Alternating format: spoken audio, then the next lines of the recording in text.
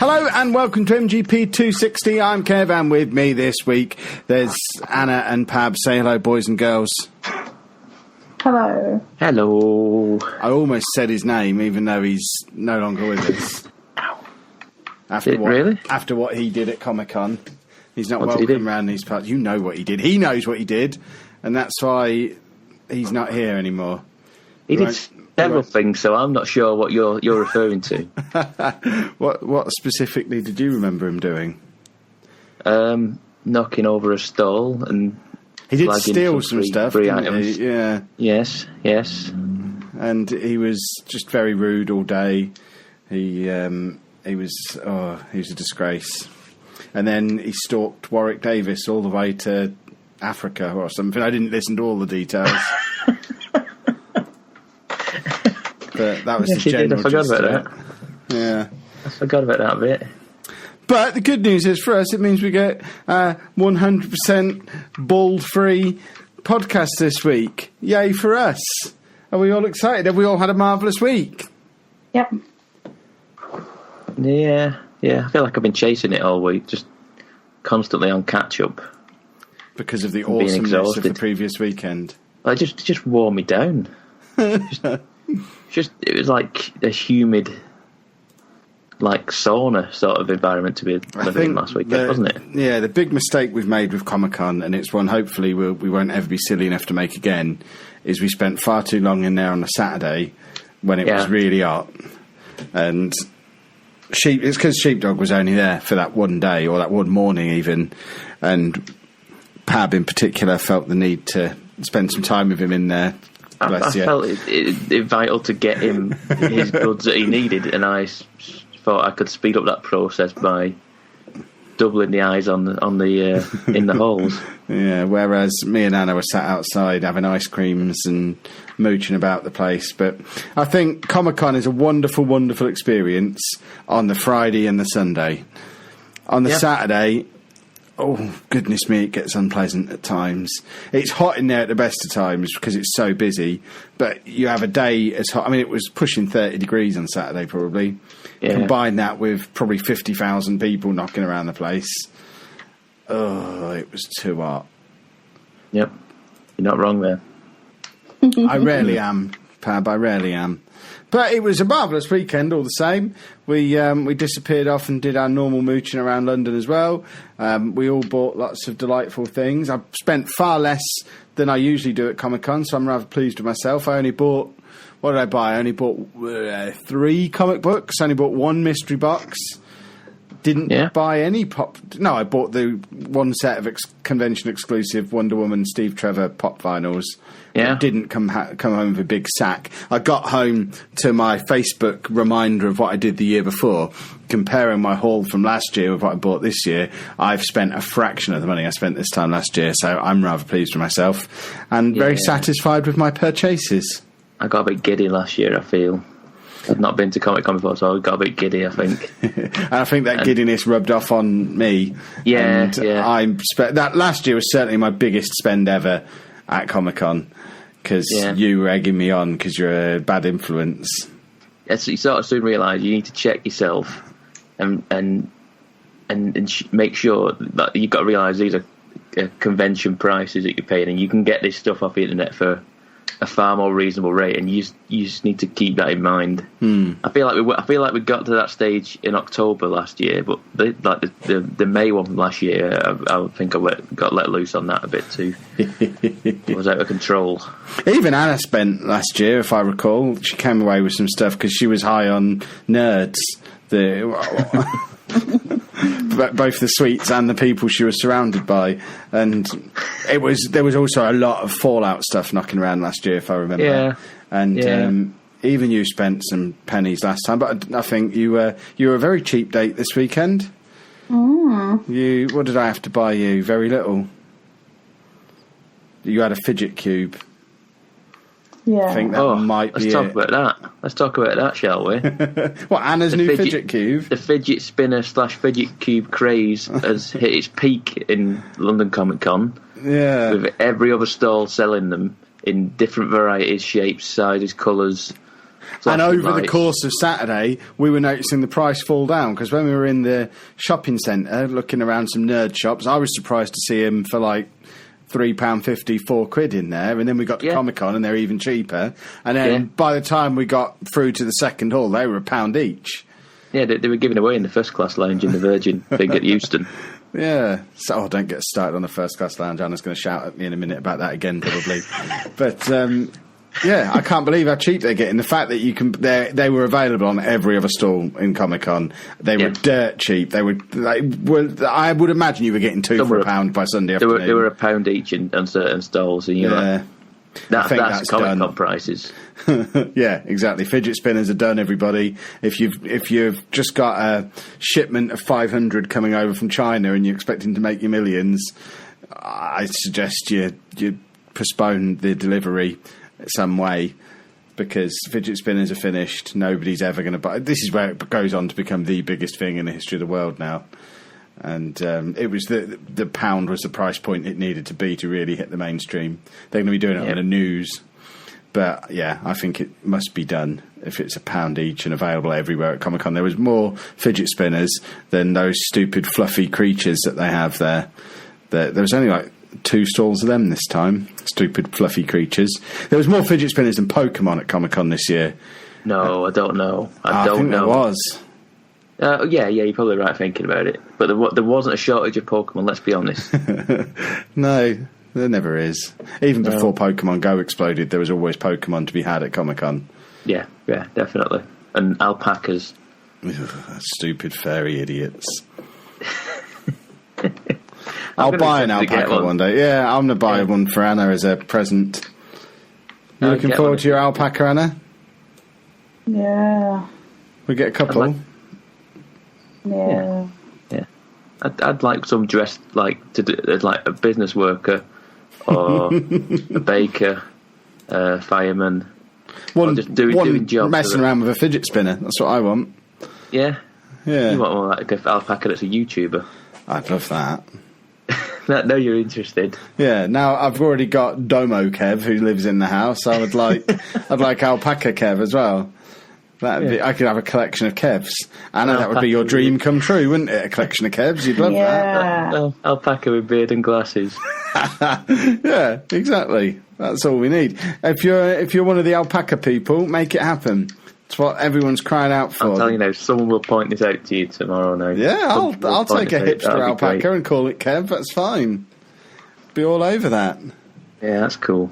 That is cool. And of course, me and Anna did learn that the first class lounge on a Sunday evening only opens an hour before the train departs, not 2 hours like it does every other day of the week. So we had to sit on the stupid floor, and I got shouted at repeatedly. Is that only on a Sunday? It's Friday and a Sunday. It's an hour every other time. Really? All the rest of the week, and any time that's not tea time, it's 2 hours. See, I've only ever been in first class on a Sunday, realistically thinking about it. So I don't know any different. So, yeah, that's weird. Yeah, it wasn't a popular state of affairs on Sunday evening. I walked to the station back to Euston, and then went, oh, there's a train leaving in 5 minutes. Walked straight onto the train. Went, okay, this is the carriage that has 0 allocated seats. I'm just going to get on this one and just sit. It's basically first come first serve carriage. Jumped on. And then proceeded within probably about a minute by about 12 Blackpool fans coming back from the football. And they were a bunch of louts drinking a load of lager. But fortunate for me, the air conditioning was broken in my carriage and my carriage alone, which resulted in nearly all bar 3 of them going up to the first class lounge and getting the aircon in there, thinking that the aircon was just in the first class, so they paid an extra £20 each. But no, it's just the air conditioning was broke in our carriage only. And I found that out halfway home. They got a message through. You can come up to the space in A, B, and C if you want to come and sit up here. I was like, I'm not moving now. I'd just rather sweat it out in here. And I had no drink. I thought I'll buy a drink in the station while I'm waiting for my train, and I didn't even have time for that. So. But you did get back to Manchester before we got back to Peterborough, probably. I got back to Manchester about 8:30. Yeah, that's roughly when we got back to Peterborough. About 8:30, I got back, went straight to the Sainsbury's, bought a big bottle of pop. Oh, he loves a big bottle of pop, this lad, doesn't he? I was gasping midget gems and pop. That's all we see you eat. Oh, and that big bag of Swedish fish, that was gone by Tuesday.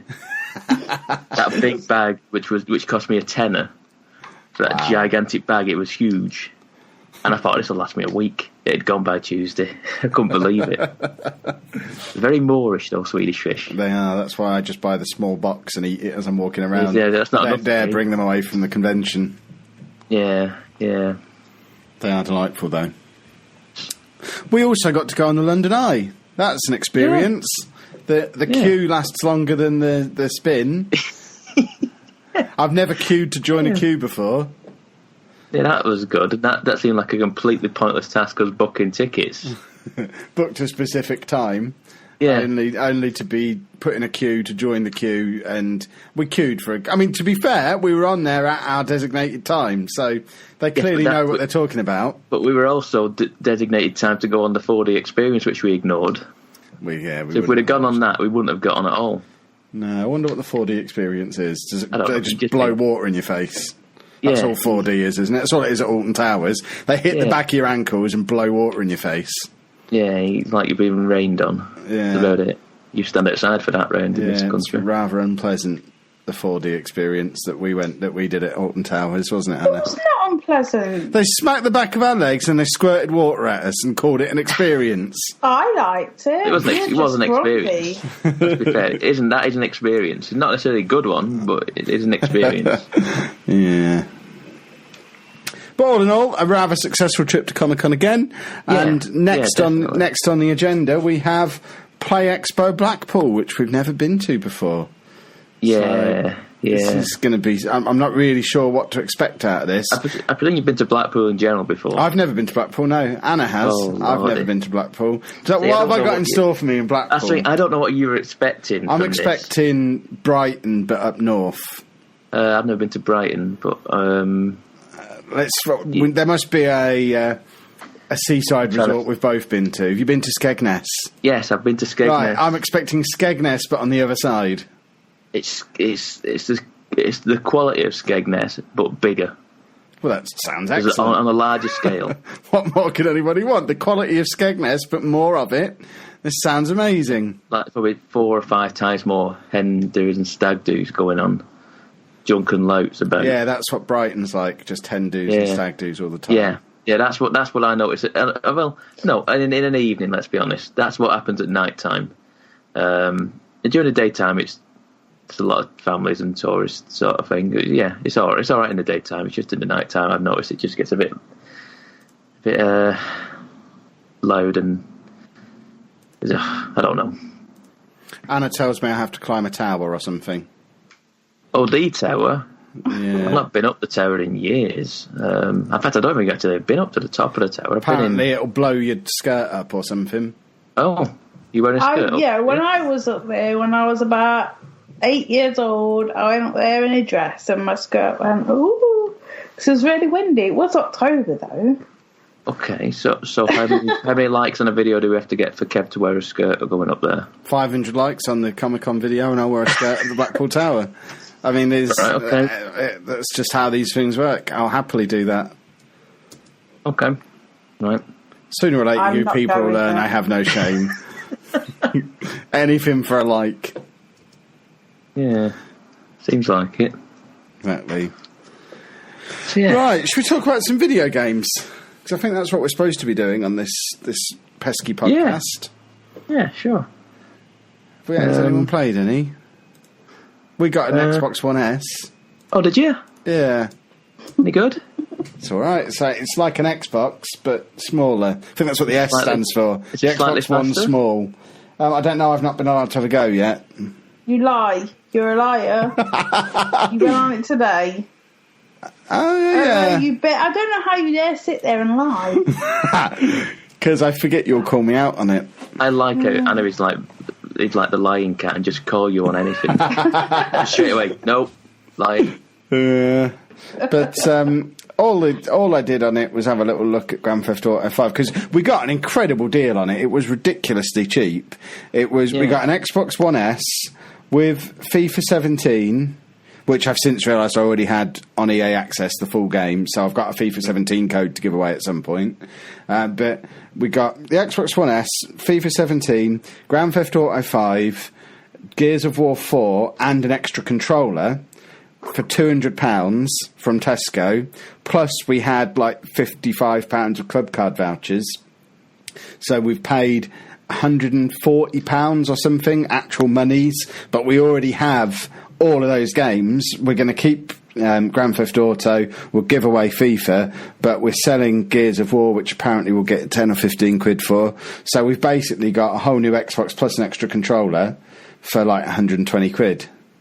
Which, not bad, is it? It's ridiculous. It feels very much like they're having a bit of a fire sale before E3. Oh, yeah.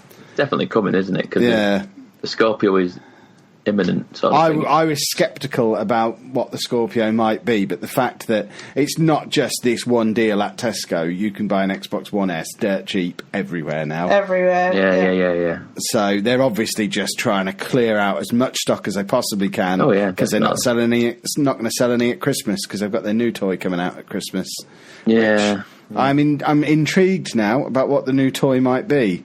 Oh yeah, it's insane. It's like stupidly more powerful than anything going at the minute. But I'm probably unless I get caught up in the hype train, I don't think I'll be getting one, just simply because your exclusives that you play on the Xbox are now pretty much play anywhere on the PC. So you should surely be putting your money into a new PC rather than an Xbox. Well, because they've focused so much on being able to do that, it must be able to do something the PC can't. Obviously not graphically or processing-wise. There must be something to it. No, it's basically it's for people who don't want the hassle of, they just want a box that you plug it in and it goes sort of thing. Because you know what it's like with a PC and how troubleshooting it is, and sometimes things work, sometimes things don't, and sometimes things go in full screen mode when they're not supposed to, and stuff like that. Stupid Football Manager. Yeah. And that wouldn't happen on a console. So that's why people want a console. And basically Xbox are like sort of future-proofing themselves by putting like such an amount of like hardware and high spec hardware that is like the sort of future-proofing what it can do. But it will eventually. I don't know how the future of upgrading these consoles are going to go either, because they could be like these sequential ones, like they go in like the iPhone route, where they just like have a new console every 1 or 2 years now. So we don't know how that's going to go either. So. But if they're going to do that, then I don't know. It just seems odd that they can be 500 or 600 quid in every couple of years, unless the games are going to be less tied to a generation going forward. Well, that's the thing. All Xbox One games going forward are work on the original one from 2013 to the new one, to the Scorpio that's coming out this year, and it's basically like having PC settings on your games where you'll have like the original, but like the 2013 Xbox will run low settings, whereas the new Scorpio will run at high settings. You seem like you know an awful lot about this, considering nothing's been confirmed. Do you work for Microsoft now, Pab, or are you speculating? A lot of speculation, a lot of just like basic nonsense I listen to and read on online stuff. I mean, I could be completely wrong, but based on what I've seen now, I don't think that going forward, Xbox is just a platform that they will just keep releasing new consoles and you can play it on. And similar to like Apple, you can't play modern games on an iPhone 3GS because they will just eventually phase the older consoles out, and you have to basically let an upgrade. I'm assuming that's how it's going to go. So that is what I'm expecting to happen. Interesting. And that's like what is that next week? Yeah, next week. It's Sunday night next week. The Microsoft one. A busy old week then, have we? Yeah. I suppose we need to decide if we're doing something an E3 special this year. We usually do, don't we? I don't know when we'll do it. because the Sony one isn't until Monday morning, Monday night, Tuesday morning. So and Nintendo as well. Yeah, something. So we're going to be hitting sort of Tuesday, Wednesday, and may as well just do it on that week's podcast. Just wait till Friday. Yeah, I think we might be better just doing that because then we have a little bit of time to digest and process as well. Yeah, and I can steal some other people's opinions, so we don't have to come up with our own. Well, I can't. Oh, maybe I could do that. I'm normally 3 weeks behind on podcasts, so I can't really do it on podcast form. But I could do that, and I'll just ask Twitter what my opinion should be, and just regurgitate some of that. And I can rewatch a lot of stuff. I don't have to stay up live for a lot of things then either. Yeah, there's no way I'm staying up until I think the Bethesda one is 3 a.m. on Sunday night, Monday morning. I'd rather just catch the highlights on Twitter and watch it when I get in from work. Yeah, exactly. Are you staying up, Anna? Maybe for Bethesda. I watched the Sony one in the morning, but I want to know what they've got under wraps. I want to know what they're going to bring out, their new IP, I believe. So I'm more interested up in that. A new IP, eh? Splendid. That's good. Well, actual game-wise, I don't think I've played anything new this week because we've been messing around setting up the new Xbox. I've been messing around playing Football Manager, and I can't think of anything else I've played apart from stuff that was on the Xbox that I've played before that was just trying on the new one, like Forza and Grand Theft Auto and FIFA. So, over to you two. I'm going to have a nap. Okay. Anna, do you want to go? I haven't really played anything. Have you not? You're playing something right now, you liar. Yeah, but it's a 2-year-old game. So, what is it? Divinity? Or Divinity? I don't know. Divinity Original Sin. Yeah. It's like an RPG, isn't it? It's old school. It's very old school feeling. But it's like, is it turn-based combat? Am I right? Kind of. Yeah, it's got... It's AP, I think. Right. So it's like, it's turn-based basically, and you have a certain amount of AP. I did play this 2 years ago, but I didn't get it, and I stopped playing it, and now we up there put the new Xbox in. I thought, I know that game. I'll go and play it again. So I started again, and it is very slow to get into. Yeah. Like, you're just running around talking to people, and it is very slow, but it is very pretty. Like, to say this is the enhanced edition, so it must have come out before this came out. It's very pretty. It's top down-ish. It's got that weird angle thing going on. That Diablo-esque sort of like look to it, hasn't it? Like sort of three-quarters over the top sort of thing. Yeah, but it's. I don't really much to say about it because it is such a slow game. Like, it's a lot of talking, and you can avoid combat through talking, and you put your points into certain skills and doing certain things, and you can. It's one of them sort of games, and that's the other thing that's put me off playing it because I just haven't got the patience for it. Well, yeah. So I'm just going through it. I've done all this before, so I know quite what I'm doing. I'm just going through it, and I also purchased Nier. Yes, I saw you playing that. That's a weird game. It's weird, but it's really good, isn't it? Yeah, I don't really understand it. I don't like it. Okay. I don't get what I'm like. Am I supposed to be killing robots? Like, but they're so cute. I don't know. Yeah, certain robots you do want to kill. Certain ones you don't have to kill. You might as well not bother. Right. I mean, how far did you get into it? Did you get through the tutorial, as it were, which is like a 45 minute? Yeah, I went to a desert. Yes. And then some weird stuff was happening, and I couldn't understand why it was happening. It was just, I was like, huh? What now? Did you meet a man? Yeah. Who was like, he's like a man, but he's a robot that's also a man. And I found him really difficult. It took me about 10 to 15 goals to beat him. Because I was just getting battered. I don't know why. I was doing it for ages. I don't know why it took me so long, but I did beat him eventually. Yeah, he's a strange one. Did you know there's 26 endings to that game? Yes, I've heard this. There are there's 5 main endings. I think I've seen one where basically I think there's a point where you have to. I think you defuse a bomb, or you have to defuse a bomb, or something like that. Or there's a bomb alert going off, and if you don't deal with it, everything just blows up. And basically, that is an ending. And it's just an ending. Like it's like every letter of the alphabet has an ending, and there's like 5 main endings, I think. But like there are some sort of like little endings that can happen, like some sort of, like section through the game, and you just reload it, and you go make sure you don't do whatever you did to get that. Yeah, because it's like when I basically you have to you do the tutorial, and then you end up in this little base center, and you have to set your settings, and one of the settings is self-destruct, and I was like, don't press that button. You can press that button if you want, but it will kill you. It just resets everything, doesn't it? Yeah. I like how it gives you that option. You're like, do it if you want, but you're starting again. So weird. That's insane. I mean, did you die in that tutorial bit?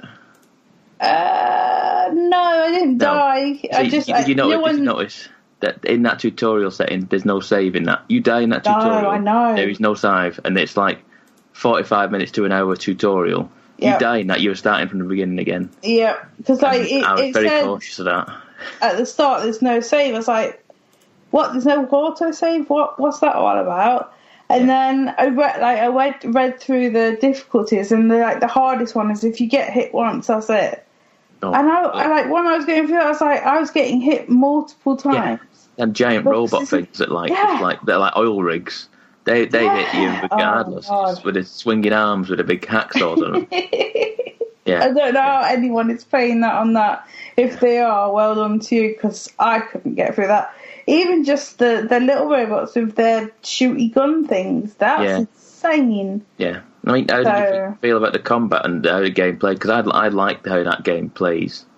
It plays like Bayonetta for me, where you can just like sort of Devil May Cry even. It plays like that. Yeah, so I've got I play with it on auto, and then I turn that off every now and then, thinking, I don't really need like overkill with the firepower. So I turn that off because it's just a click of the button. So I turned that on and off because I've got it on easy because I didn't know what this game was. I just thought, oh my god, what is happening? But I think that was a bit overkill. I think I need to put it up a level difficulty and go from there. But it's weird. I don't know. It is bizarre, isn't it? What genre to put it into, because you've got 2D, top down. Yeah, I like how that changes. That changes is really cool. Yeah, there's a lot of things in it. It's an open world RPG, because it's all like the parts you get in the mods you can get, and you can put different mods into your system to then be better. But then you die, you lose them mods. It's similar to like Dark Souls. You lose them mods, you've got to go and collect them. Oh. I don't like that. No, I don't. I was like, it's insane, that sort of stuff. But there's so many different mechanics in it. It's bizarre, and like I say, you need to play that. I think you need to play that game at least 3 times. I think. Okay. So I don't know, because the first time you play as 2B, don't you? You play as 2B, which is the girl. Yeah. And then the second playthrough, you play through as the boy, which is 9S. Nines, as he likes to be called, isn't it? That's right. Yeah. And then you play as her again in the third playthrough, I think. I don't know, it's bizarre, but there are differences in each time you play it. I'm like, well, it feels like some sort of I feel compelled to play it now just because I'm curious, but I need to get back to that game. It's really cool. It's a really cool game, and if it's cheap on PlayStation, I might buy it on there as well, just because. Has it got the enhanced stuff for PlayStation 4 Pro? Yeah, it says so on the back. Does it? Okay, that's cool then. I think so. Because I know on the PC, the game runs at 60, but all the cutscenes run at 30. So it's really jarring when it goes into a cutscene. Everything suddenly changed down to 30, and it just seems a bit weird. So I was wondering whether that was a similar sort of thing on the PlayStation, but I might look into it if it comes down to a decent price at some point. Yeah, definitely. I think that's... Hold on. Yeah, that is all I've played. It's been a busy week with Comic Con and going to the cinema, my mum being here and Andy being away and going to town, just busy. Yeah. I hate one of them weeks that everything just goes really fast, and then think, Friday you can just have a nice restful day, but then we blah blah, and then we seen that we had to go out again, and it's just like, I forgot the time. So this week it's just been a slow week in gaming, but a busy week in the life of our family. It's just insane. So over to you, Pab. Okay. Now I've played mostly games I have already mentioned on this show before, but in slightly different variations. I'll start with Horizon Zero Dawn. I'm continuing to play this an hour every night. And I'm no less. That's what I try to do. I try to get on at 9 because I'm doing other things up till about 9, and then I'm like, if I get on at 9 and I can have an hour then before I go to bed at 10, then that's great. I can do an hour. And I've done a mission this week where 3 or 4 of the nights I've played, I've been on one side quest because it was like a pilgrimage from like corner to corner of the map.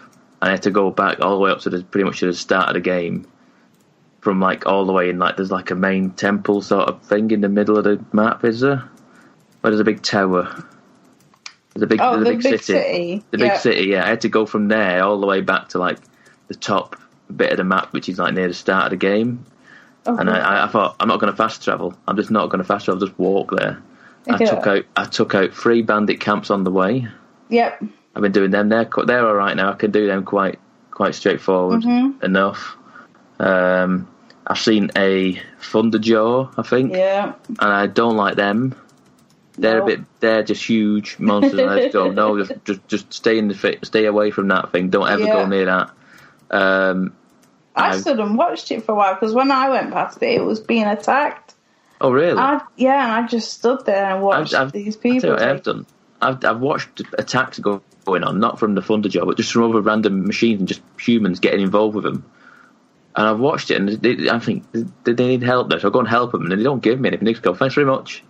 You're like, that wasn't worth my time. Them. I do talk to them, but they don't have anything to say to me. They just go, "Thanks very much, thanks for that." And I'm like, "Oh right, okay, thanks for your gratitude. I'll just carry on." But just wasted all my ammo and stuff. Yeah. Don't mind me taking in all these bloody animals for you. I've seen them bird ones, Glint Hawks. They're annoying. They're really annoying. But yeah, I found that you can beat them with fire. They're not too bad. If you can get them down onto the ground, you can beat the hell out of them. They're all right. I think the mission was to get to this village at the top of the map where there is some sort of signal going off where it makes all the animals dormant and just sort of like just very, very, they're all calm and don't attack you. Mm-hmm. And then some guys try and dig it up and then disturb it and break it, and then they all start attacking the village and you've got to go and save everyone. I'm like, I did all that, and then I was like, I'm just fast travelling back. I'm just fast travelling back to where I was. I'm not doing that. I'm not going all the way back through there. It took me 3 days to get there. I'm not doing it again. Okay. So yeah, I'm really enjoying that game, even for just not doing the main quests. I'm just doing side stuff. And my friend said, you need to go and do the cauldrons. I'm not doing the cauldrons. They're bloody horrendous. They're really hard. I've done one. I've done one, and I was like, it was just a pain in the ass. I got lost in there for 20 minutes when I did it, and I was like, I don't know where I'm going. Everything seems difficult in there. And I've not found another one yet. The first one I found was based on where it told me to go to this cauldron, go to here and get this. I was like, well, but the rest of them you have to find yourself, and I've not come across another one. So I'm just like, well, when I come across it, I will do it, but I've not come across another one yet, because he said you get the more them you get, the more easier it gets, because you can take over the animals and what have you. The more animals you take stuff, and obviously the more powerful you'll get. I mean, I'm level 19 now. Okay. Got to 19 now, so I'm creeping up there.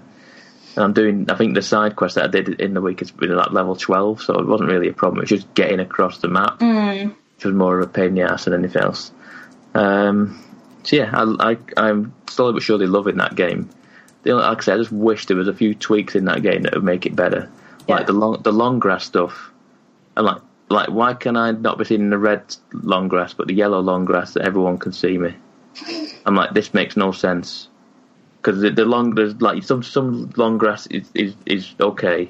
Yeah. And some long grass is like, no, they'll see you now. I'm like, sure, long grass is I look more camouflaged in the yellow grass than I do in the red grass. But I was like, just make the game so I can't be seen in long grass. Don't make it like certain little patches. I've got to sprint across fields to get into a little lump of red grass, but he can't see me. The monsters, some of them just kill me instantly. So that's like Zelda in a way, though, isn't it? Sometimes I notice a lot of times in Zelda you just get one shot by something where you're in an area you're not supposed to be. But I think I said this before. You can't get away from them. You can't get away from them. They just chase you for miles. Yeah, you got to get away from them. I jumped across a river and it went around and came after me. I was like, for God's sake, this isn't fair. It went around it and got across a bridge, and I was like, I thought this would stop you. I'm like, no, it didn't. So yeah, that's Horizon Zero Dawn, which continues to be, and it looks amazing, doesn't it? It looks amazing on 4K. It really does. It's frightening now. That's if every now and again I'm just like forever stopping it, going, wow, this looks really cool. Like on a sunset or a sunrise, it looks really nice. Attacked. Yeah, I was too busy gawping around at the sunset with the mountains, and there's a bloody saber tooth, whatever it calls, sawtooth just behind me, just about to chomp on me. Yeah. What else have I played? I've been playing Overwatch. I bought Overwatch on the PlayStation. Never heard of it. And guess what? It turns out I'm quite good on the consoles. Yeah, it turns out after all these years of me playing on the PC with a controller, it's conditioned me to be somewhat of a bit of a crafty player at the Overwatch on the PlayStation now. Especially when I've like got a new account sort of thing. I'm at level 8, so I'm just on with all these new people because there was a free weekend last weekend, I think, was it, or the weekend before? Think so, yeah. So there's just loads of people just been playing it, and I've just been battering people left and right. They don't expect it because I'm in like put into groups with levels 1 to 10, and I'm just battering everybody around me. It's quite fun. You monster. The only difference is that because it's a console game, everyone seems to play it like it's Call of Duty, or there's no one plays tanks, no one plays healers, so they all just go for, literally, snipers get picked up immediately, picked straight away, and you're like, we don't need free snipers, stop everyone picking snipers, it's not going to work. Or everyone goes for the DPS characters, and very rarely do you find teams play as a tank or a healer. So it's kind of forced my hand to play I play healer anyway as a main. On the PC anyway, so I play healers a lot of the time on that, or I play a tank now. So I've not had much chance to play as actual DPS characters. But yeah, I've found like I'm quite good at playing Diva. I'm still playing Mercy, and I'm going to try and play Roadhog, I think, next one. But if you get me playing a healer and someone else if I get a tank, I was playing with Pumba. You know Pumba, don't we? Never heard of him. He's always good at playing it and what have you. And I played with him a few nights last week, and he's all right. He's pretty good at the game as well. And I say to him, just either be a tank or a healer, and like I'll be the other one of the two, and everyone else will just do their own thing and being shooty, doing all like the Call of Duty style, just getting in, just shooting people. We'll do the job of keeping all to the point or pushing the payload. And it works. I think we won all bar 2 of the games that we played. So yeah, it really does work. Especially like communication. I've always said this: communication in that game is key. If you can get communicating with people, you're more likely going to win than not win. So yeah, that's Overwatch. What else have I been playing? PlayerUnknown's Battlegrounds. Now, the last time I talked to you about this game, it was a stressful thing. Since that last time I've played it, I have won it twice since the last time. Yay! Yeah, I won it. I streamed it a couple of weeks ago on a Saturday. I put it on first. Let's just stream it for a bit, and I played one game, and I won it. I just won one game, and I was that like hyped up with adrenaline. By the end of it, I was just like, "That's it, I'm done. That's it, I'm just done. I can't top that. How am I going to top that now? Anything else I play now is just I'm not going to win." But yeah, and I took my tactics into a team game this week, earlier on in the week, and we won a team game. I actually won a team game. It was insane towards the end.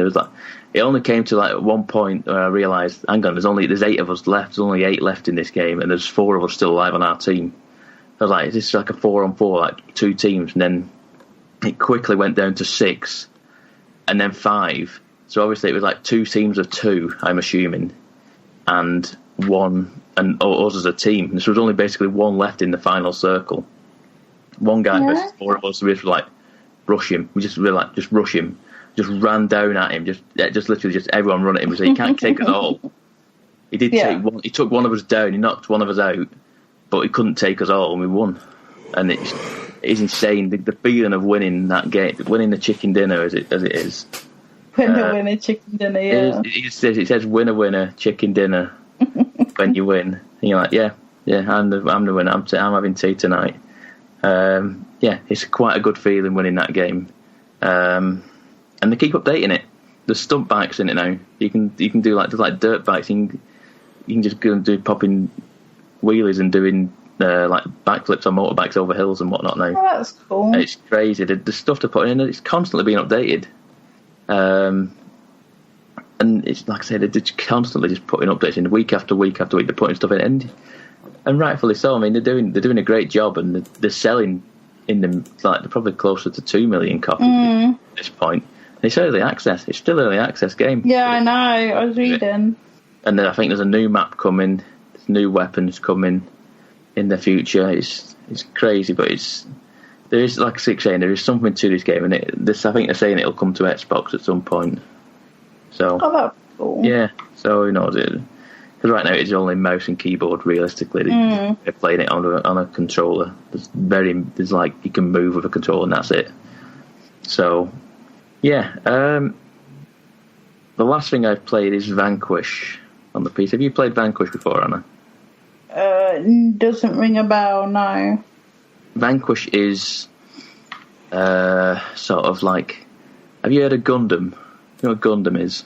Sort of mecha robot style, anime style of stuff.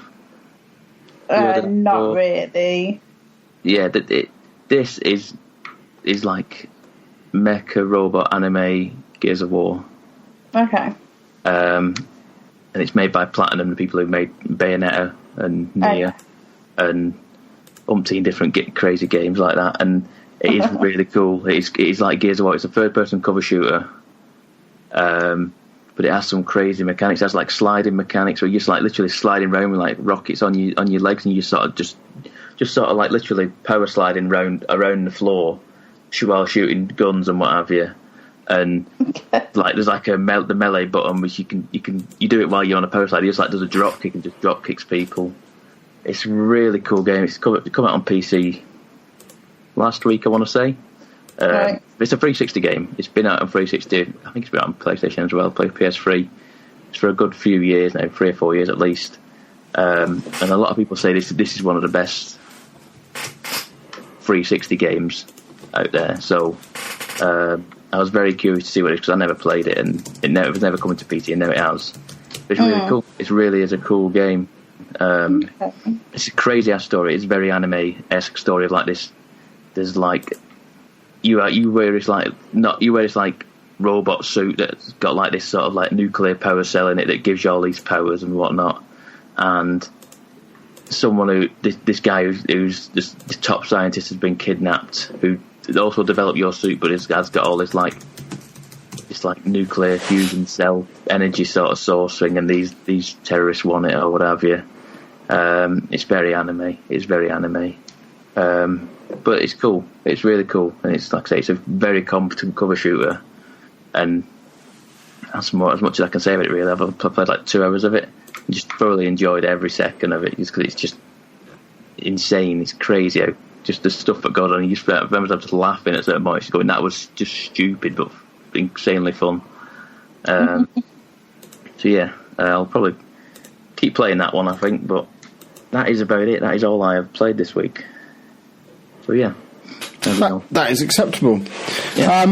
which leads us straight into movies, television, etc. Me and Anna have been to the pictures twice in one day this week. Oh, yeah. It was a remarkable... I'm going again tomorrow. Thrice in 1 week. I've never been to the cinema thrice in a week before. This is ridiculous, but we saw some pirate film... And was it good? It was alright. And Guardians of the Galaxy 2, which was awesome. I want to hear about the Pirates film. I thought you might. And I like pirates. Tell him about the stupid pirate film. Was it good? Yeah, it was good. Was it like 1 to 3 good, or was it 4 good? Because 4 wasn't very good, if I remember rightly. But 1 to 3 was good. Was it just all right? I felt the first 3 were. I think it's just always been 1 was awesome. Yeah. 2 was good. Yeah. 3 was all right, and 4 was just like, what? Yeah. Yeah, and is it still on the slide? It is. But I like Jack Sparrow. I like that character. I think he's just so fun. I just think he's funny. I think he'd be a right laugh. The opening bit where they are trying to acquire something, that whole scene was mental, was really good. Like, the amount of work that was put in that one 10-minute scene was mental. It was awesome, it was big, it was brash, it was loud, it was just it was fun.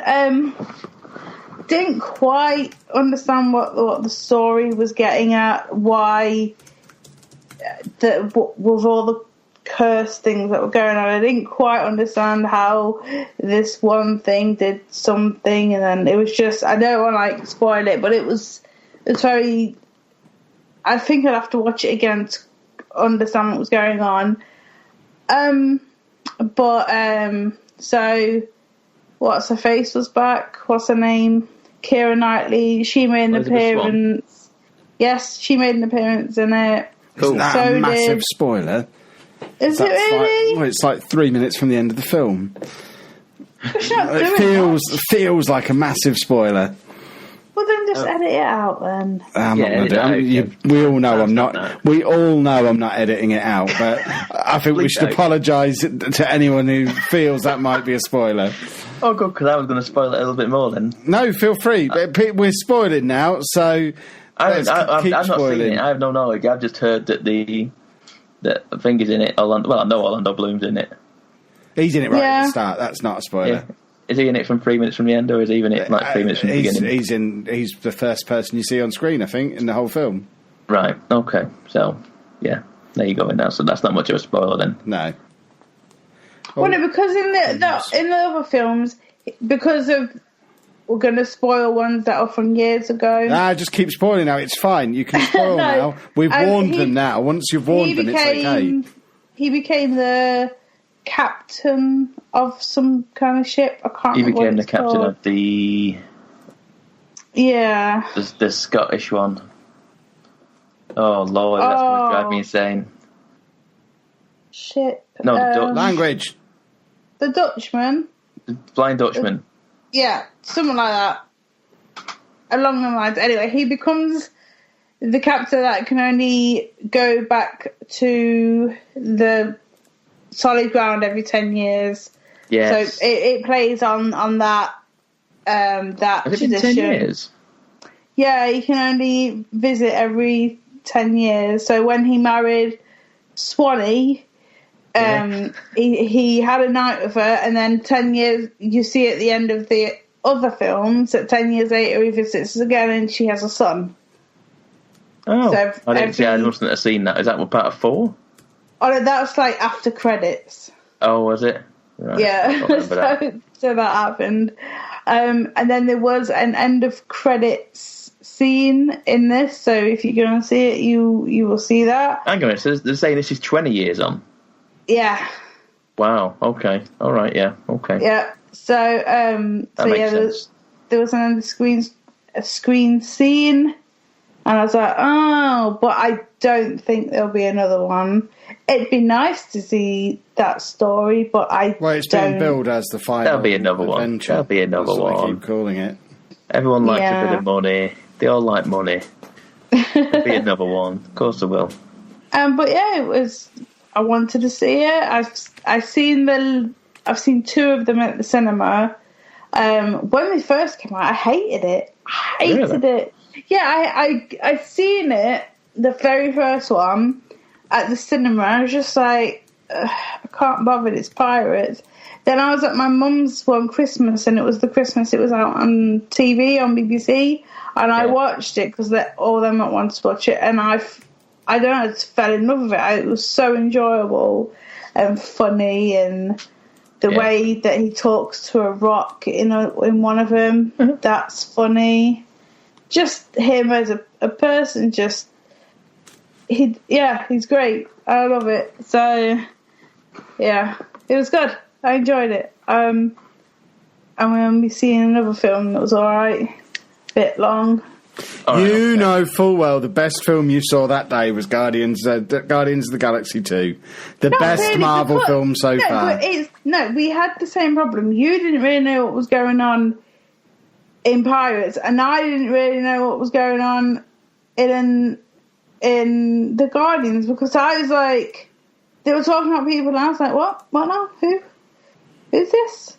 Like, it was good, but I was missing some of the way that it was connecting all the other films together. It was just a bit weird. To be fair, Anna, that opening scene is amazing. I can't remember it with Baby Groot dancing to ELO. You were laughing your face off, Anna, during that. That was really... yes, that was fun. That was good. It's so... That it sort of sets the tone for the film in certain aspects for me. I'm like, yep, okay, I'm in for this. I'm all in on this now. This is really funny. I really enjoyed that first bit of the film. So good. I've seen people complaining. Well, people saying like it's not as good as the first one. Well, those people. It seems a bit of a disappointment. I was like, I came out saying this is either as good or better than the first one for me. It's the best Marvel film so far, without question. There you go. Enjoyment-wise, yeah. Enjoyment-wise, I'll probably agree with you. On any basis, it's the best one. See, I still think Winter Soldier's to me seems like one of the best ones. It's fine, but it's not brilliant. It's not. It's like I say, on an enjoyment level, there's just like, which is the only basis a movie should be judged on. How much did I enjoy the experience of watching it? It was the most enjoyable Marvel film so far. It was brilliant, super duper awesomeness, and really, really, really, really, really liked it. What did you think of Drax in this? Because a lot of people are critical of how they've turned him into like a bit of a comedian sort of thing. I thought that was superb. I came out and said to Anna, I can't believe Batista's capable of putting in a performance like that, because he was really bland for 15 years as a wrestler, but they've actually turned him into a character. It was quite good. It's probably the only character he's capable of playing. I get the feeling he was just playing Batista. But who cares? It was really good. It was funny. And that's the important thing. It was just a very, very good film. Anyone who criticises it in any way just needs to not go to watch films anymore, because what's the point? It's one of the few films that I've seen and I instantly wanted to go and watch it again. I wanted to go and see it again, find out when I could go. I'm like looking for when it's out on Let's Blu-ray. Go together now, Pab. Let's go now. Go on, get in your car, pick me up. If that was possible, it is possible. Just let me know. Just 2 toots of the horn when you get here. We'll go to pictures together later. Yeah, I'll have 4 trips in 1 week. Yeah. It'll be fun. In fact, we could see Wonder Woman while we're there. I'll make it 5. I'll still go with the girls tomorrow. But you pick me up later on this evening. We'll watch Guardians versus the Galaxy, Guardians of the Galaxy, and we'll watch Wonder Woman. And then I'll just stay there. The girls can meet me there. I'll watch Wonder Woman again straight after. Yeah. And everyone's happy then. Yeah. That sounds like a plan. I'm glad we all agree. You don't appear to be driving yet, sir. No. We'll finish this first. Well, let's get a wriggle on then. Has anyone got anything else? No? Well, that was... Whoa. I'll tell you what I've watched. I don't know if you guys have seen it yet. I've watched... I think I've watched La La Land. Have you seen this? Why? No. Yeah. Why? I don't know why. I can't really explain why. I just everyone was talking about it when it was at the cinemas, and then it got a lot of Oscars nominations and won a few Oscars. And the way people talked about it just had me curious, and the curiosity got the better of me, and I felt like I had to watch it. And I wasn't disappointed, if I'm honest with you. It's a musical, and I don't know why. It's not something I would normally watch. It's not something I would normally watch, but I found myself watching it and enjoying it, and it's a love story musical, and I don't know what. Like I say, I don't know why I was compelled to watch it, but I really enjoyed it. Not really up my street, but I would encourage people to watch it. It's really good. Ryan Gosling and who is it? Emma Stone? Yeah, Emma Stone in it. I don't really know what it's been. I watched it like the weekend after our last show, so I've kind of forgotten what goes on in it now. But it's very heartfelt in many scenes, and there's funny scenes in it as well. And I don't know, just go and watch it. Go and watch it. If you're curious, we'll watch it at the cinema when you come and pick us up in a few minutes. If you're curious about it, or curious to know why it got all these Oscar nominations, and I don't know, I just like, yeah, okay, I dig this. The music, the songs in it are good. The music in it's all right as well. Everything seems okay about it, and very colourful film. So yeah, I'd say go and watch that. Give it a watch. Give it a chance. We will. Yeah, that is it for movies. That's the only thing I've watched movie-wise. Splendid. TV, I don't think have we watched any TV, Anna, this week? I've started watching Fear the Walking Dead Season 2. So I watched the first season on Amazon. It was alright, it was good. And then I got this season, and up to now, they've been on a boat. For 5 hours, they've been on a boat. So they've just got to land. They're doing something. This old man that's with him is going a bit crazy. It's just a bit weird. They're still going. It's still a thing that's actually going, because I felt like it just died a death because no one was interested.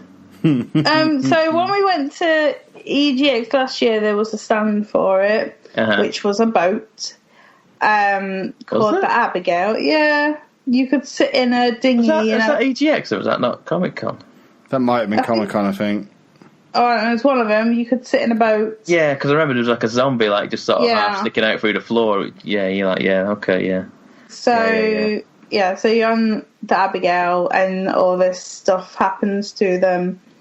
I prefer them to be on land, because they're insinuating that zombies can swim. Zombies can't swim. Says who? Yeah. I can't see them swimming. It's like I can see shark. them floating, but do they need air to breathe? I guess they don't. No. They just walk on the bottom of the water, don't they? Walk on the seabed like in Pirates of the but they're not on the 1. seabed, they're floating. But there's no air in them, so how can they float? Well, the bones will float. I guess. Will float, I suppose. The massive muscles have worn off of them, so they're just like a bag of bones. I get, because it's because when you watch this, it is the start of the apocalypse, and then you see everything go to poo. So it's only been like maybe 2 months this show, like in the show, and they already, like, when we watched The Walking Dead, I think it was the end of season 1 when they went to the CEG or whatever it's called. CGC, was it? Yeah, CGC, that everyone has got it, but these people find out by themselves just sitting around that everyone's got the infection, and it's just like, it's just. Is this affiliated with anything? Like, as in, is this connected to in the world? Is this just TV world, Kev? I don't know. Robert. There's no offshoots. There's no offshoots in the comics, is there? Of no, but it's written by Kirkman. It's produced by Kirkman. So I think Kirkman just decided he wanted a beach house, so he needed something to do in the summer to make it more likely he'd be able to get a beach house. I feel like he just sort of surveys it as well. I feel like he's just like, yeah, that sounds like something in my world. Yeah, go on. We'll have that. I don't know about this. I'll watch it to the end, but I don't think there'll be a season 3. Yeah. Even though Nicholas, I do like him. He's awesome. He's a handsome boy. So I was listening to a podcast earlier in the week, and they were talking about Walking Dead and about like the TV show and stuff like that. And it is the closest I've come back to starting up watching it again. Mm-hmm. I've come very close because I got to end of 5. I want to say. What season was on last? 7. 7. Yeah, I haven't seen since the end of 5. At the end of 5, when Rick kills someone in the town, kills the husband in husband in the town, and Morgan stood there watching him. That is the end of. Oh gosh! Yeah. Okay. That is the last I saw of it, and then it took it like 6 months off, like it normally does, before it comes back on again. And I just was like, I can't be bothered. And then I've never gone back. But I not once have I contemplated watching the spin-off show, just because I don't know. It just doesn't have the characters in it, does it? It doesn't have the. I don't know. Maybe it does. You tell me, Anna. I don't think it has the same sort of characters in it as the main show itself. No, I don't like the main man in it. I don't like the woman. She reminds me of Andrea too much. I don't really like any of it. I really like Nick. Nick's alright. Is it going to be some sort of like? Is it going to end with a connecting to the show? Or obviously not, because it's like set previously to the other one. Yeah, I don't think so. I just think it's like Kev says. Kirkman wanted a beach house. So yeah, it was. I bet he's got one now. One at this point, I bet. But I've not heard anything about season 3 at all, so I'll just give it a watch. It's on Prime. I think it. I looked for it last week and it was still paid for, and then I went on it to yesterday, so the 1st of June, and it was in my Prime subscription. So if you're interested, go and watch it. But yeah, I was watching it before I came on the show, and I was just reading on Facebook, and it was just going on in the background. Yeah, so. Yeah, it's one of them programs, isn't it? Where you can just sort of like have it on in the background, doing other stuff, and just sort of get the gist of what's going on. You're like, oh yeah, that's a zombie. Oh, they're still on the boat. It's all right. Sort of thing. That's about. I watched the new episode. The new. Oh, hold on. I watched the first 2 episodes of Wentworth Prison. What is that? That's an American. It's basically Cell Block H from back in the day. Yeah. But it's up to date now. On season 4, maybe. Surely the new Prisoner Cell Block H is Orange is the New Black, though.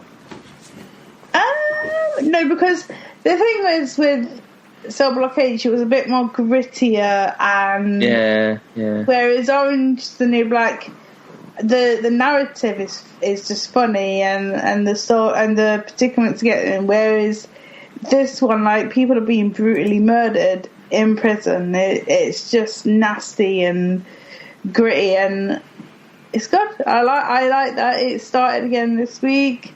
Frankie is back, which is good because she has a good backstory. So I'm just watching that. What else have I watched? Have you watched any more American Gods?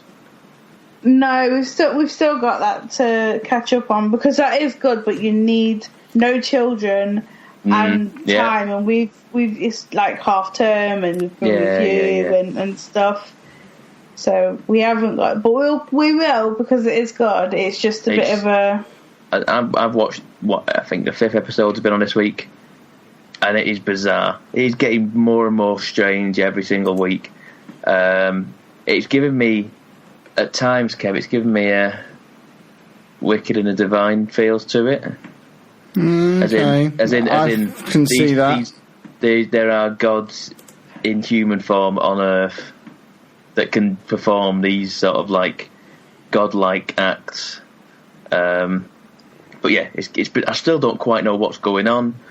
I feel like the main character, because the main character's just going through it going, I ain't got a clue what's going on, I'm just going with it. It just seems to be happening to him, and he's just going, yeah, okay, whatever, that's just happened, that insane thing just happened, this thing's happened, this thing's turned up, this is just bizarre, and he's just going with it, and I'm going, yeah, I'm with you, mate, I haven't got a clue what the hell's happening here, I don't know what the story is, they're keeping the story very close to the chest as to what's going on. It's kind of like just showing like miracle after miracle, weird thing after weird thing happening, and the guy's just going, yeah, all right, okay, fine, and I'm similar, going, yeah, okay, yeah, that's a nice scene you just shown, that's crazy, and yeah, that is it's cool, it's really cool, and I'm watching it on Amazon in the Ultra 4K thing on Amazon Prime, and it is amazing in 4K. It is. I've never noticed any other show before, but it has that bit where it kind of bursts out of the frame on when it gives all like the 3D effect. It was in the first episode, Anna, where they were having a big. Was it this program? What? Where they were having a big scrap and a sword or something burst out of the frame. First episode. Yeah. So cool. Yeah. I've never seen a show do that before. They should all do it. Everyone should have a sword that bursts out of the frame and makes me go, wow, what just happened? Yeah. It is a real spectacle to see this show. They've been very showy with this thing, and I'm interested to read the comic book of it now. After I've read one issue of it, and I'll wait for the trade for the rest and see if it's exactly the same as it, because it is crazy. But it's cool at the same time. I do like it. Awesome. What else have I seen? Are you up to date with Better Call Saul? No, Anna won't let me watch it, and I don't know why. Because we have been busy, and there are children around, and you're outside. Send the children away. Send the children away. Well, there's not been one on this week. They've had a week off this week, so you're safe a week there. I've put it on to watch this week, and I went, hang on a minute, there's not a new one. So there hasn't been one on this week. So, but this still continues to be really cool. And like I say, the more it's slipping more and more into Saul Goodman, it's happening. He's on the change, sort of thing. He's still on the up and up, but there are moments where it just happens. So yeah, it's cool. It's a really good premise for that series, and there's still bits with Mike's on his way into the underbelly of Chicken Man. Yep, that's his actual name, Chicken Man. I can't remember his name now. Gus Fring. I can't get my F's out. Yes. It's slowly slipping into his back pocket, sort of thing. And you see sort of you see the demise of what's he called? Hector. Yeah. In the wheelchair, you see the demise of him. That's what this series is going to show, I think. Excellent. Yeah, it's cool. It's really cool. Marvellous. Any more television then before we have a little cheeky comic book conversation without letting Anna go? Make her sit through it. I know. Yeah, I mean, Anna, you did come into Forbidden Planet and had a walk downstairs and looked at the comic book section. Your new comic is on its way. Oh, is it? Yeah. You find it? Yeah, the Little Nightmares one. I've had the dispatch. The Little Night. I thought you meant the one that we were looking for in London. No, the one that doesn't exist. I've been scrambling around looking for it, and I was thinking, I'm not. Oh, we watched that, didn't we, Kevin? We did watch that. What's it called again? The Handmaid's Tale. Oh yeah, is it any good? I liked it. It's fine. What's it about? You watched all of it. Yeah, that's what I mean. It's fine. Basically, the world's gone to pot. Yes. And certain women, if they can have babies, that's all they do. They're giving so your roundup and you're taken to this place, and if you are not married, well, if you're not, no, because she was married. I don't know what the ins and outs are, but she was found and captured, and obviously she can have babies because she had one with her, and basically she is given to a couple who can't have babies, and her main role is to bear children, and it's just it's weird.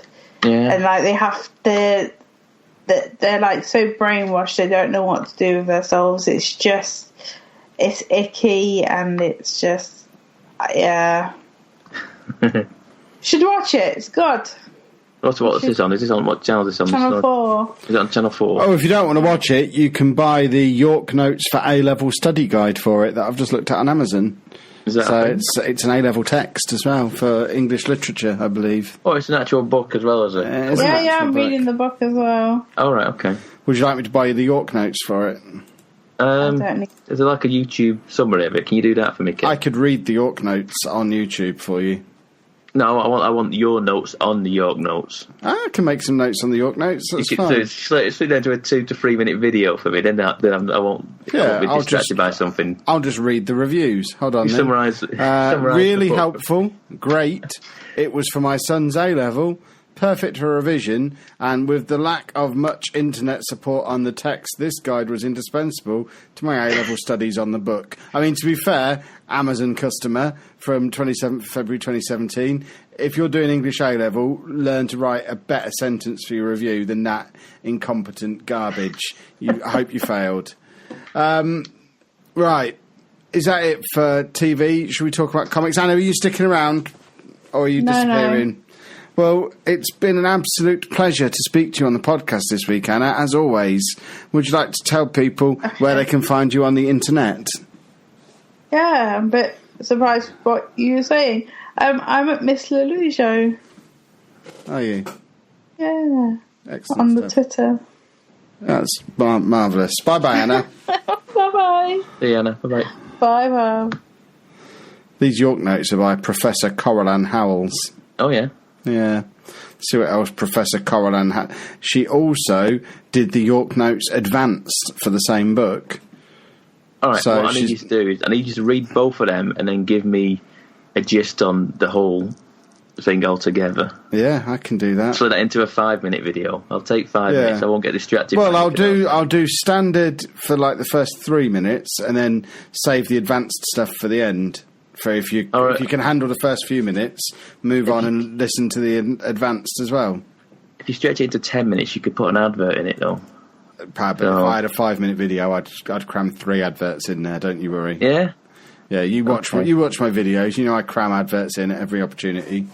Yeah, I had 2 adverts today within 30 seconds of each other. Because you're feeding my kids with that. But that never happened. That's how YouTube works now. The same advert twice in 30 seconds. Well, I hope you watch both of them through to the end to feed my children. It was a 5-second compulsory, non-skippable advert. My favourite ones. Yeah. Oh, those ones are marvellous.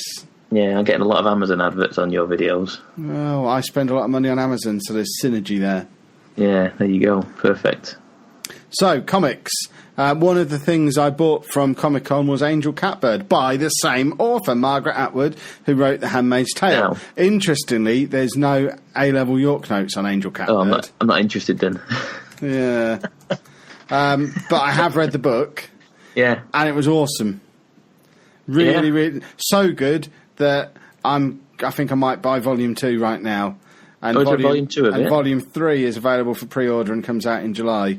So I might just keep buying Angel Catbird books because Angel Catbird's good, brilliant. Yeah, it's nuts. Basically, there's a scientist who is developing he's working for this guy who's a rat who wants to be able to turn more people into half rats or half animals, and he hires this genius scientist to finish off the formula because he can't quite get it working. He wants to make himself a rat wife, basically. But this scientist perfects the formula, but as he's on the way to deliver it, gets run over by the rat guy in a car at the same time as a cat's crossing the street and an owl is swooping down. and all of these things combine, and he spills a formula on himself, the cat, and an owl, and becomes a half-man, half-cat owl called Angel Catbird, and he goes and hangs out with the half-cat crazy people, and he has all these dilemmas, such as, well, I want to eat that bird because I'm a cat, but I can't eat that bird because I'm an owl, and why am I trying to eat a bird? I'm a human. And it's just nuts. It's such a stupid book, but it's brilliant. And it's just read it, Angel Catbird. It's like a £5. That's why I picked it up. Buy it. It was not a £5. It wasn't much more than that. It was no more than like £7 or £8. If it wasn't that dear, and I didn't look at it. It's £8.70 on Amazon. So yeah, you're probably right. Yeah, it was certainly considerably less than a tenner, which is why I just went, you know what? I haven't bought a comic yet, apart from the one I got in my DC mystery box. Throw a Catbird at me, Mr. Travelling Man, or whatever your name was. Yeah, That's where I got it from. But no, it was really, really good. Angel Catbird, highly recommended. Yeah, I put on my wish list. So there you go.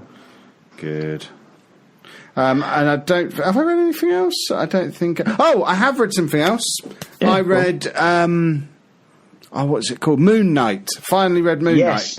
Got it ages ago. Trade? Yeah. I got it ages ago. I nearly bought a second one in London this weekend, and I chose not to.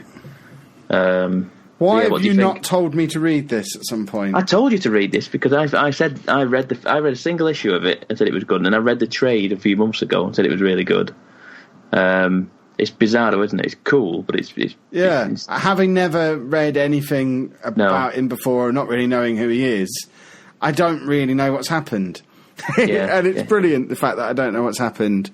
And I don't really know how much I can say without spoiling it, but I can't really spoil it because I don't really know what's happened.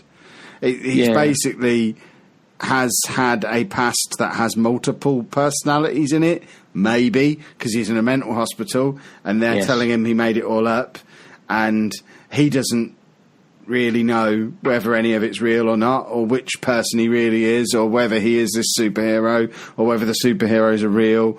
And the ending of it is, initially I thought, well, that's a bit of a kick in the teeth, and then I thought, well, actually no, if it's setting it up for a second volume, that's fine. And it's just really cool. I liked it a lot. Yeah. So I've got the second trade is out on Amazon. Yeah, it was out last week. It's out on Amazon in a couple of days.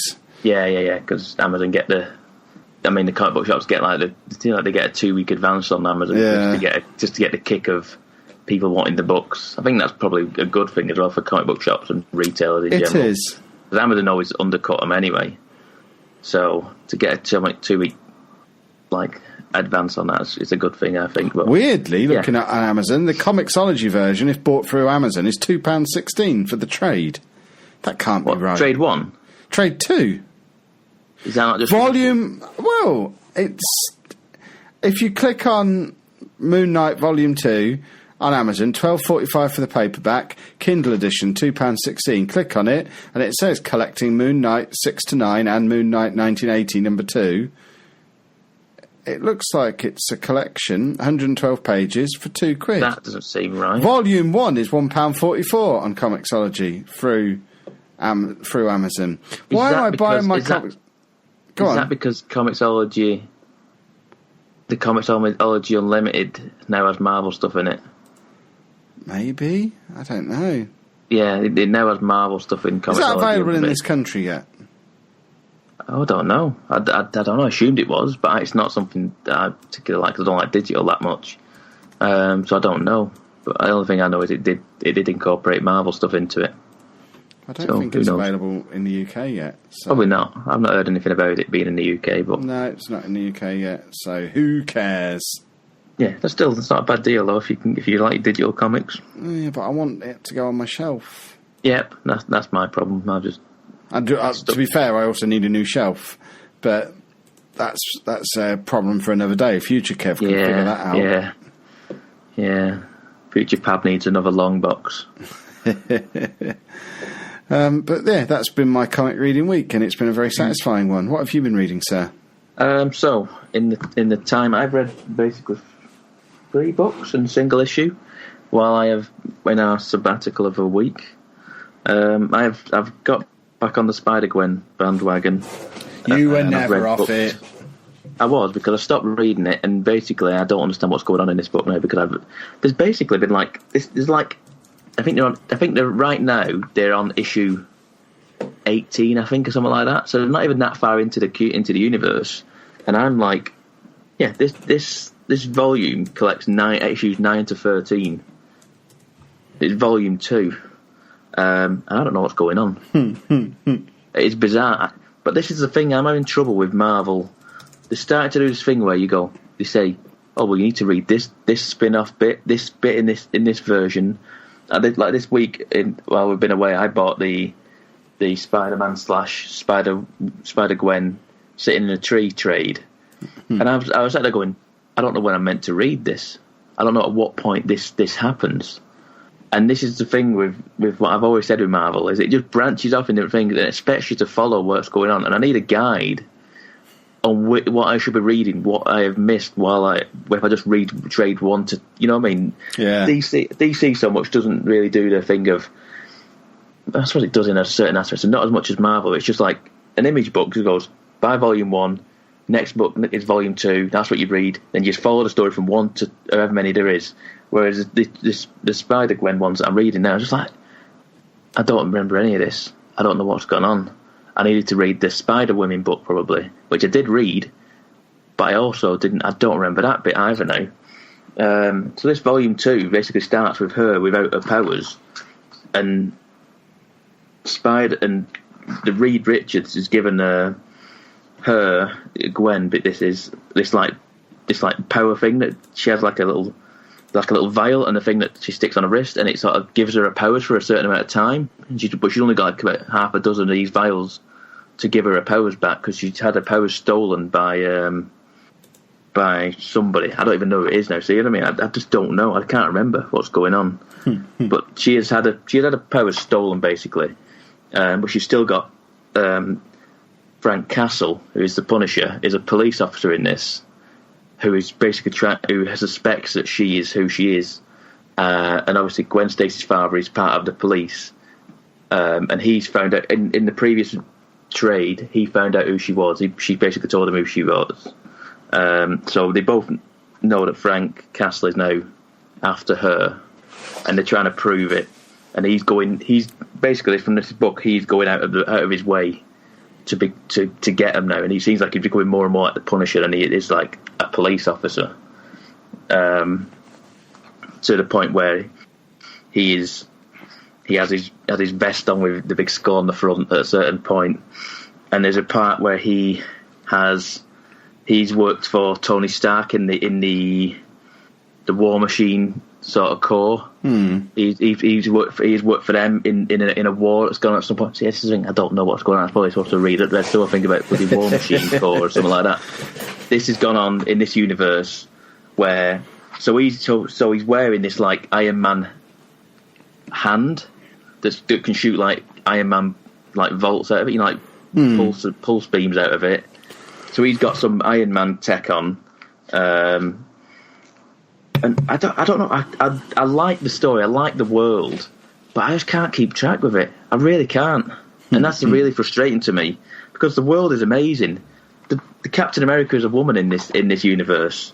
She is a Spider-Woman. She is Spider-Woman in this universe. She's not called Spider-Gwen sort of thing, because, like I say, the comic book just refers to her as Spider-Gwen, but she is Spider-Woman in this universe.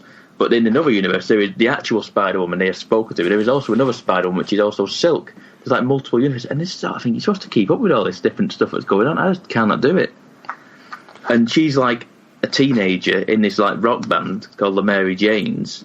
And it's just a nifty I like the stuff in it, but I just cannot follow it at all.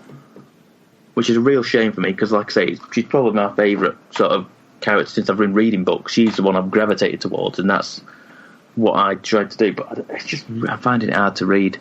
And because I'm reading trades, I forget. You know, when they're coming out like 6 months at a time, I forget stuff. I forget what's going on because I read that many books now. You'll have to reread them, little fella. Yeah, well, that's the thing. I've got to go and get the other long box out and go and bloody drag out all my old books again, which I can't do. What else have I read? The single issue that I've read is the Wicked and the Divine 455 AD. Have you seen any of these single issues? I haven't. Ones? I did the first one I've read. I haven't seen this. Yeah. 1849, whenever it was. The 1800 one. This one is the 455 AD one, which is basically Lucifer in the body of Caesar. Awesome. Or Lucifer in the body of someone who is trying to be Caesar, trying to reinvigorate the ideals of Caesar, basically, and he calls himself Caesar, and tries to like overthrow, basically trying to get Rome back to what it was, sort of thing, when Caesar was in charge, and trying to overthrow things and what have you. But then I can never remember the woman's name. The overseer of the older gods. The overseer comes and steps in and starts messing about with stuff. She's trying to, because basically history isn't set this way. Basically, she knows. I can't remember her name now. No, I can't off the top of my head. It's driving me insane. But yeah, the overseer, the old woman, the overseer of all the gods, who just basically oversees this project every 90 years. Has to step in at some point because it's getting to the point where this is gonna happen. Basically, it's gonna start happening, changing history, sort of thing. And she knows it's got to happen. Basically, steps in and deals with it, like she seems to do in most of the books. I'm just thinking about it. Really, she steps in a lot of the time and trying to manipulate things. Like, why is this program available if it's just basically around for her to mess around with? But yeah. It's another good read. It's a single issue. I read it at the weekend while we were at Comic Con. You kept that quiet, didn't you? I read it. I brought it with me because I got it on the Friday before we set off, before we left for London, and I read that Kieran Gillen was going to be there, thinking he was going to be there to do signs or whatever. He was there to do a panel, and that was it. Okay. I've later found out. So I just read it and was like, yeah, okay, I'll read it, and it was all right. It's all right. I'm waiting for the next book comes out on Amazon on the 13th of June, I think. So realistically, it should be out in comic book stores next week, I imagine. So I'm looking forward to that. Cause I'm just like, you know what I'm like with this series. Just read it instantly, just straight away. I will read that in one night, probably, knowing me. What else have I read? I've read the second volume of Clean Room. I still haven't read the first one. They're both sat on my shelf, ready to read. You need to read this, Kev. This is. I read this in a night job. Right, I might pull that off the shelf then. This is so much like Outcast. I'm getting vibes of Outcast in this all the time. I don't know if it's as dark as Outcast, or it's not as Kirkman as Outcast is. But there's like a demon world that is going on. There's a demon plane that this girl can see, and she's trying to. She's got this organisation around her that is trying to focus these demons and get rid of them, sort of thing. And they have like they call it a clean room, as it were, that basically lets her go into these people's minds and sort of like exorcise these demons.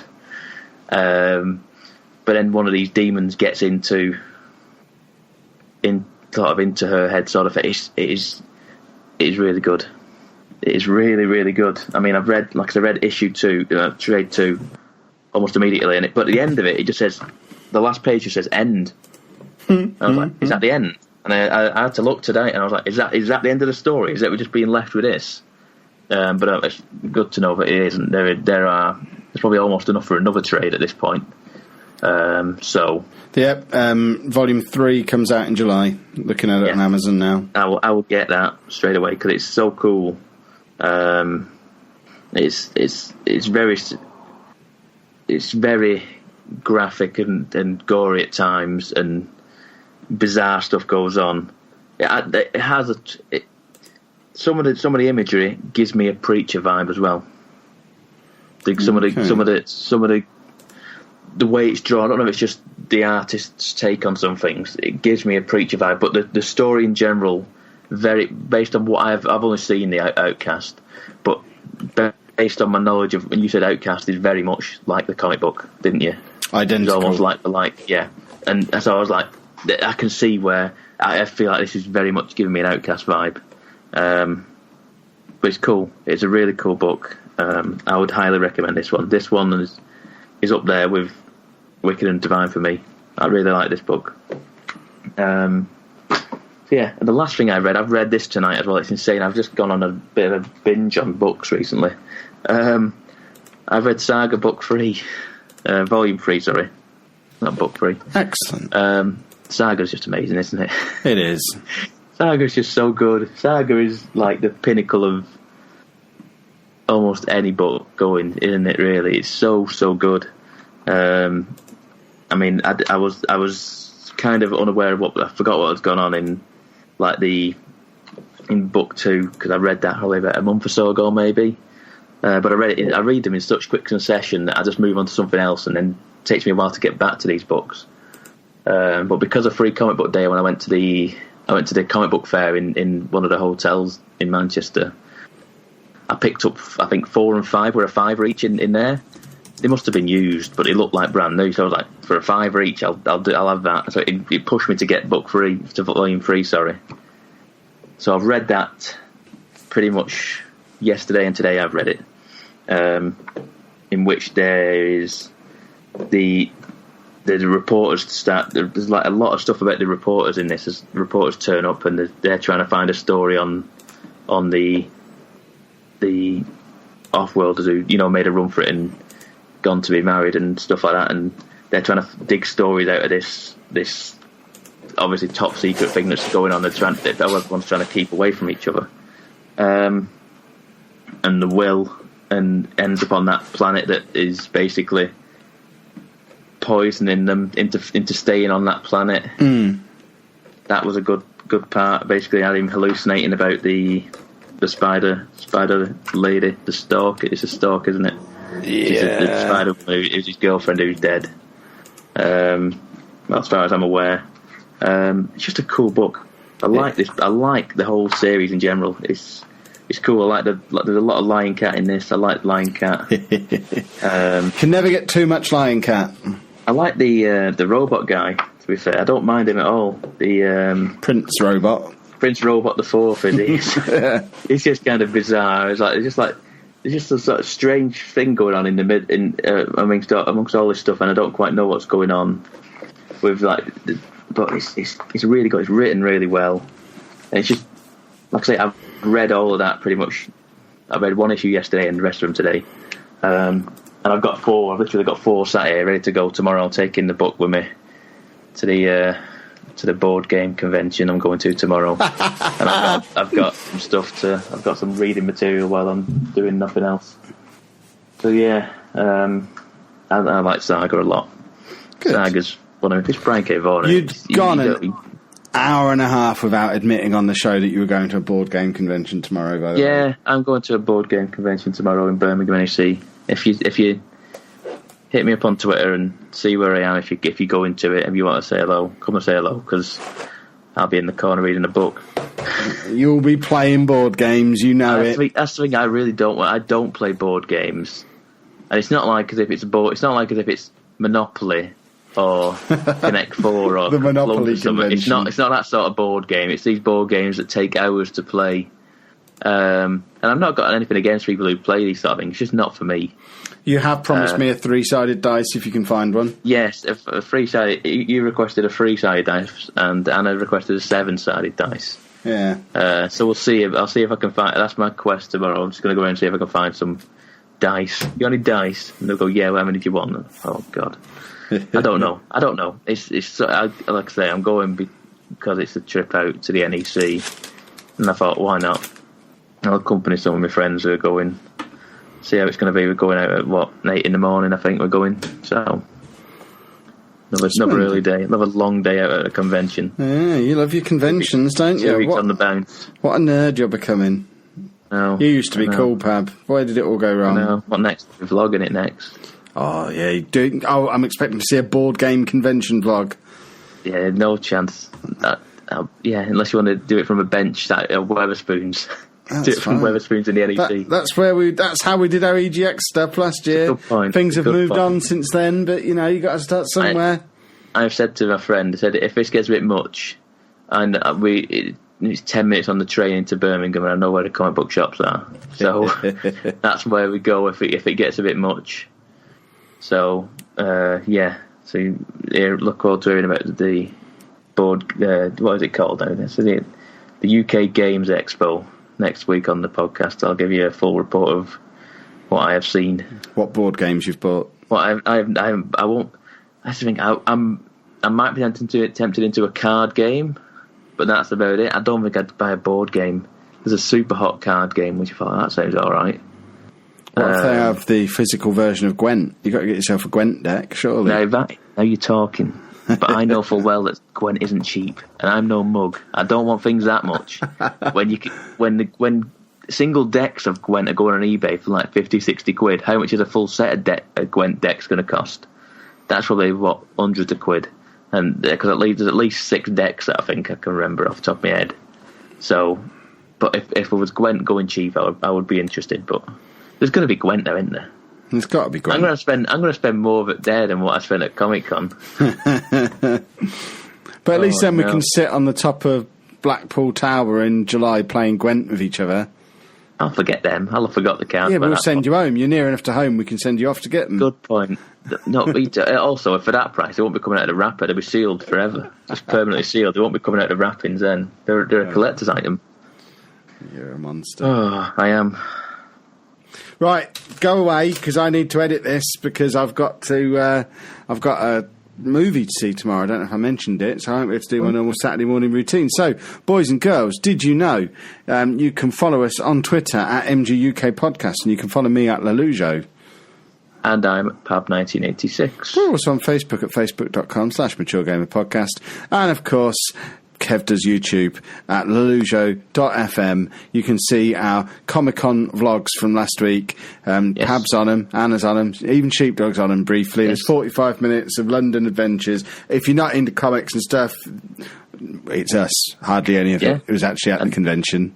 Also, there is a choice video this week of some quality drone footage, which you took my criticism on board. I did. And there are some quality drone cam footage this week. So there you go. Yeah, that's what you got to look forward to. Pab took me to one side over the weekend and said, just stop turning the drone. For goodness sake, don't turn it.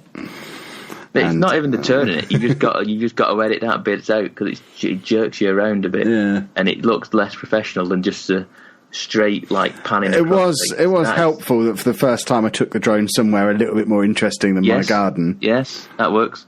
I like the comment on one of your videos this week. Was it Lee McAway said he's looking forward to when you crash into the bridge? And I thought that when you said that, I was like, yeah, he's gonna try and go under that bridge and he'll clip it and it'll be in the river. Yeah, next time I go to Boston, drone's coming with me. It's going right along the river and under that bridge next to. The police will probably watch it crash into the bridge. Yeah, and they go, well, that's that problem sorted. We don't need to go over and say to him because he's just crashed it. That's not coming back. Yeah, but luckily I basically park in PC World car park, so if I do crash it into the bridge, I can just pick up a new one on the way back to the car. Good idea. That's not a bad idea. Why don't you pick one up just in case anyway? You can have 2 on the go. Oh, I like it. You can have a drone cam watching the drone cam crash. Oh, that would be amazing. Yeah, that'd be good. I'll run that by Anna. I don't see why she wouldn't agree to it. She even said to me today I can buy an electric skateboard because she doesn't care anymore. I'm not going to, but she did say, look, I'm fed up telling you to stop wasting money, do what you want. And at that point I realised I didn't actually want one. Yeah, I feel it happened at the weekend. Look, you said you bear witness to Anna saying that you can have something. I can't remember what it was now. There was something you said you got excited about because you said that Anna said you could have it.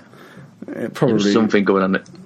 I don't remember. There was something you was like, yep, she said it. There you go. You witnessed to it now. She said you can have one. Now she said I can have an electric skateboard. So if I ever decide that that's a wise thing for me to have, I'll get an electric skateboard, and that'll be how I travel around Comic Con from now on. You'll have to keep up with me next time we're in London, because I'll be electric skateboarding it all over the place. I'm not going to get the tube. I'll meet you there, folks. I'm going on my electric skateboard. To be fair, I'm not getting the tube next time. I'm just getting the high-speed train. Apparently, that's the thing to do. Yeah. Oh, don't mention that on the show. We don't want people to know our Comic Con hack. I think that is the way to go. Just high speed train into international and just get the DLR into. It was ridiculous when we travelled over there because we stayed at Stratford. When we travelled over there on the tube on the Saturday morning, it took best part of 40 minutes to get from Euston to Stratford. Yeah. Getting back on the Sunday, because it was pouring with rain and we were getting miserable because we were tired and it was rainy and we just wanted to go back, we decided to give the high-speed train that runs from Stratford International, literally outside the door of our hotel. If you don't believe me, watch the vlog. You could throw an apple from the hotel into Stratford International Station. Yep. And we did that, and 8 minutes door to door. Only 4 of which were spent on the train, I think we said at the time. Yeah. 4 minutes it took on the train. So the other 4 was walking through the 2 stations. But it was so quick. Straight into St Pancras International, which is pretty much dead between King's Cross and Euston. Yep. And so ideal for us both. And yeah, that's our new Comic-Con hack. When we go down in October, we're staying in Stratford again. So none of this faffing about. Straight onto the high-speed train, into Stratford International, into the hotel. We'll be in the hotel 15 minutes after getting to London. It'll be amazing. Yeah, that's going to be good. It's going to be good. Right, see you next week, boys and girls. Bye-bye. Thanks for listening.